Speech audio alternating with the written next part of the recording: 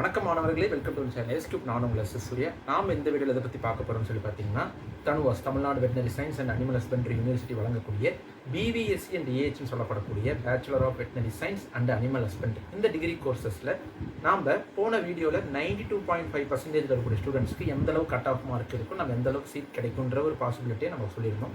So இந்த video specifically for 7.5 students, 7.5 கோட்டாக eligible உள்ள மாணவர்களுக்காக தான் இந்த ஸ்பெசிஃபிக்கான இந்த வீடியோ.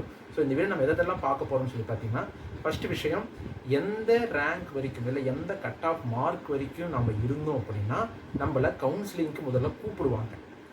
ரெண்டாவது, எந்த மார்க் வரைக்கும் இருந்துச்சு அப்படின்னா நம்மளுக்கு கவுன்சிலிங்கில் சீட் கிடைப்பதற்கான வாய்ப்புகள் இருக்குது. அப்புறம் எந்த மார்க் வரைக்கும் இருந்துச்சு அப்படின்னா செகண்ட் ரவுண்ட் வரைக்கும் போகிறதுக்கான வாய்ப்புகள் இருக்குது. ஃபார் 7.5 ஒன்லி நான் சொல்லிட்டு இருக்கிறேன். ஸோ அதை டீட்டெயில் சொல்கிறதுக்காக நாம் இந்த வீடியோவில் ப்ரீவியஸ் இயரில் நம்மளுக்கு கொடுத்த இந்த cut off range, rank list, அப்புறம் அலாட்மெண்ட் ஷீட், இது எல்லாத்தையுமே வச்சு ஒரு டீட்டெயில்டாக நான் வந்து உங்களுக்கு எக்ஸ்பிளைன் பண்ண போகிறேன்.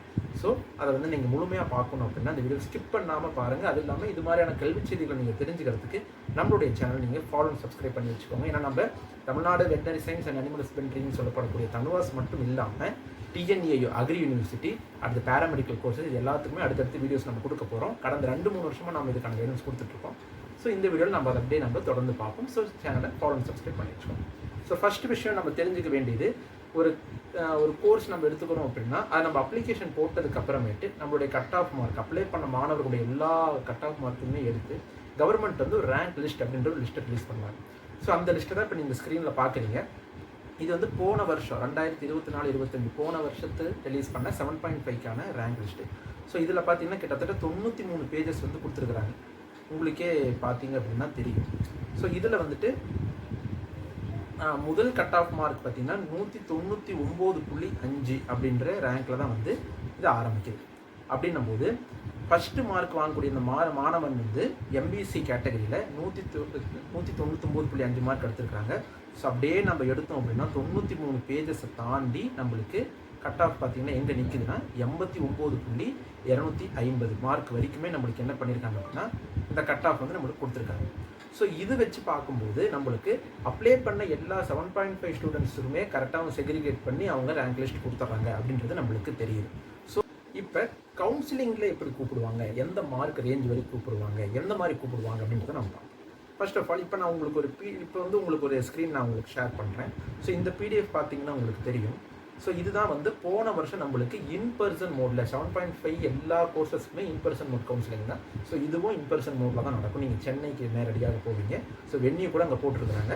ஸோ இதில் பார்த்தீங்க அப்படின்னா நம்மளுக்கு 199.5 இந்த கட் ஆஃப்லேருந்து 192 இந்த கட் ஆஃப் வரைக்கும் இருக்கக்கூடிய மாணவர்களை மட்டும்தான் அவங்க ஃபர்ஸ்ட் ரவுண்ட் ஆஃப் கவுன்சிலிங்கே முதல்ல கூப்பிட்டுருக்குறாங்க. அப்படின்னும் போது நம்ம புரிஞ்சுக்கணும். அப்போ ஃபர்ஸ்ட் ரவுண்ட் ஆஃப் கவுன்சிலிங்க்கு நீங்கள் எலிஜிபிள் ஆகணும் ஃபார் 7.5 அப்படின்னா நீங்கள் நிச்சயமாக 190க்கு மேலே, நீங்கள் என்ன கம்யூனிட்டி வேணாலும் இருக்கும், 190க்கு மேலே நீங்கள் இருந்தீங்கன்னா மட்டும்தான் உங்களுக்கு ஃபர்ஸ்ட் கவுன்சிலிங்லையும் சரி, மேக்ஸிமம் செகண்ட் கவுன்சிலிங்குமே அப்படி தான். செகண்ட் கவுன்சிலிங்குமே 190 மார்க்குக்கு மேலே நீங்கள் இருந்தீங்கன்னா மட்டும்தான் உங்களை அவங்க கால் பண்ணுவாங்க. அப்போ தான் நீங்கள் முதல்ல கவுன்சிலிங்கே அட்டன் பண்ணி உங்களுக்கு சீட் கிடைக்கிறதுக்கான வாய்ப்புகள் இருக்குது. ஸோ இது போகிறவங்க எல்லாருக்குமே சீட் கிடைக்கும்னு சொல்ல முடியாது. பேஸ்ட் ஆன் த கம்யூனிட்டி அந்த சீட் கிடைப்பதற்கான பாசிபிலிட்டி நம்மளுக்கு மாறும். ஸோ இது ஒரு விஷயம். ஸோ இதை நீங்கள் பார்த்துருப்பீங்க. இப்போ 190 மார்க் மேலே இருந்தால் 7.5 சீட் கிடைக்குன்ற ஒரு அசம்ஷன் உங்களுக்கு வந்துடும்.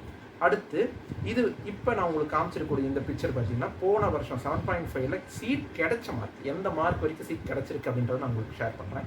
ஸோ பிசி கம்யூனிட்டிக்கு 192, பிசின்னு பார்த்தீங்கன்னா 187, எம்பிசிக்கு 193, எஸ்சிக்கு 192, எஸ்சிஏக்கு 193.5, அடுத்து எஸ்டிக்கு பார்த்தீங்கன்னா 187 இந்த மார்க் வரைக்கும் நம்மளுக்கு கிடச்சிருக்கு. ஸோ அப்படின்னும் போது 7.5க்கும் பார்த்தீங்கன்னா உங்களுக்கு ஏறத்தாழ 190 மார்க்குகள், அதாவது 195லேருந்து 190 87 மார்க்குக்கு உள்ளே நீங்கள் இருந்தீங்க அப்படின்னா நிச்சயமாக உங்களுக்கு 7.5 சீட் கிடைப்பதற்கான வாய்ப்புகள் அதிகமாக உள்ளது. 90% உங்களுக்கு உள்ளது. ஏன்னா நம்மளுக்கு சீட் வந்து ரொம்ப ரொம்ப கம்மி. கிட்டத்தட்ட 43 சீட் மட்டும்தான் மொத்தமாகவே அவங்க ப்ரொவைட் பண்ணுறாங்க.